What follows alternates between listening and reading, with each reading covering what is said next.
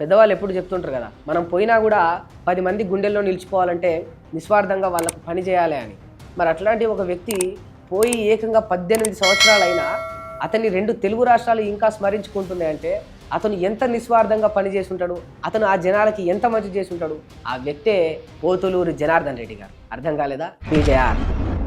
ఇవాళ చాలామంది ఆయన అసలు పేరు కంటే కూడా ముద్దుగా జనాలు పెట్టుకున్న పీజేఆర్ అని చెప్తేనే గుర్తుపడతారు.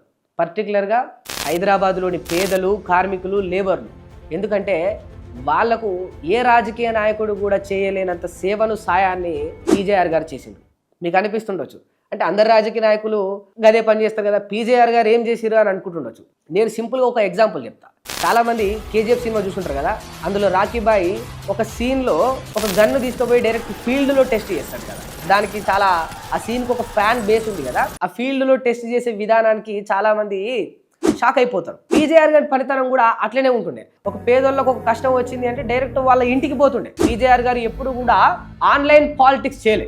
అందుకే ఇప్పటికీ కూడా ఆయన చనిపోయి ఇన్ని సంవత్సరాలు అవుతున్నా కూడా జనాలు ఆయన్ని అంత గుండెల్లో పెట్టుకున్నారు. అంటే కేవలం ఈ పేదల కోసం ఫీల్డ్లోకి దిగి పోరాటంలోనే కాదు, అసెంబ్లీలో, అంటే నాడు ఉమ్మడి ఆంధ్రప్రదేశ్లోని అసెంబ్లీలో పీజేఆర్ గారు అడుగు పెడుతున్నారు అంటే అప్పటి ప్రభుత్వానికి కావచ్చు, మంత్రులకు కావచ్చు, ఆ అసెంబ్లీలో ఉన్న మిగతా ఎమ్మెల్యేలకు కావచ్చు ఒక వణుకు పుట్టేది.